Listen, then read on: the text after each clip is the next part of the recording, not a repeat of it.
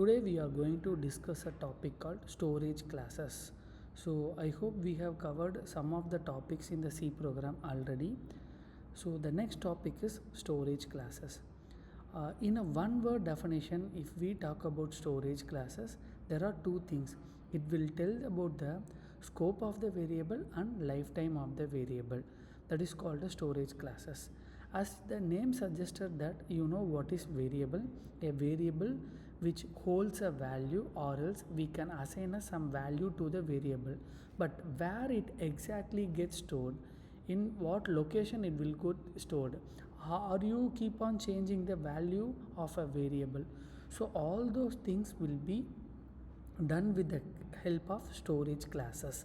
So storage classes specifier tells the compiler about where to store a variable, what is the initial value of the variable, and what is the lifetime of the variable. Okay, so mainly if you define a variable inside a function, or else outside the function, what is the lifetime of the variable, how long I can access it, in what way I can access it. I hope in the previous lecture we have discussed about the local variable and global variable. Please look at this and then come back and see this video. So storage classes, which clearly tells about where to store a variable, what is the initial value of the variable, and what is the lifetime of the variable. Okay, so variable scope, as I said, like scope of a variable. So it is meant in what are all the areas. Okay, I hope you know the structure of C program. It is a top down approach, and the main function the program will start executing from the main function. Okay, so what is the scope of the variable? Within this braces the value can be accessed or not, or what are the wherever I can access that particular variable. So there is certain concepts and criteria is there. We'll see with an example, but before that, there are 4 storage classes present in the C program. One is an automatic variable, another one is an external variable, the another one which is called a static variable, the another one we can say it is a register variable. First we'll discuss about automatic variable. Automatic variable or auto variable or local variable, as a name suggests that. Okay, so it is a local variable. It is defined inside the function. Local variable means it is defined inside the function. So only we can access the variable within the function alone. So the lifetime of the variable content vanishes after execution. Once the program get executed, the variable get vanishes. Okay, so the keyword auto, which tells you to erase the content of the variable once the program starts executing. Okay, so the keyword auto, which tells you to erase the content of the variable, which means what, why it will erase automatically, because we can store the other variable not in the same variable name, in a different variable, but it need a memory location. So unless until if we need that, okay, it will bring back to the main memory and it will access it, otherwise it will get vanished. Okay, so that is what they have mentioned about the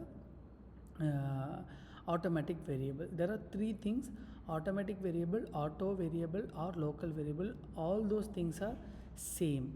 And the one more thing, it is not necessary that you have to give a variable name in front of auto. Okay, let us look at this program.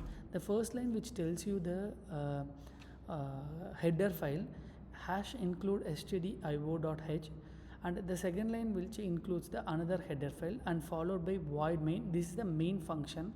Look at this, the curly braces, it starts here and ended up with here. Okay, so in between we have a lot of things will be there. The first one, int n equals 10, which means n is a name of the variable and 10 is the value.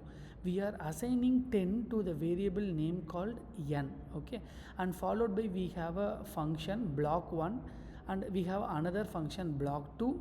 Okay, and then in the printf we are just printing the value n. Now I can access the value n within this curly braces, within the main function. But When you go out of this program, let us look at this block 1 of this is a main function. Here I am again assigning int n equal to 20. Sir, in that main function you are initializing int n equal to 10. Here int n equal to 20. Both of the variable name is same. Yes, but the lifetime of the variable n equal to 10 can be accessed only within the main function, not outside the main function, because this is the local variable, or we can say it is an automatic variable. Okay, so it is not necessary that in front of integer you have to give auto int n equal to 10. It is not necessary. If you are not mention anything in front of the integer, it will be treated as a local variable. So this lifetime of this variable vanishes after getting out from the main function. Again, block 1, I am creating another variable int n equal to 20. Here is n is also a variable name. The value of the n is 20. It can be accessed only within the block 1. Okay, now it will get printed. So block 1 n equal to 20, and then again it will go here in the main block.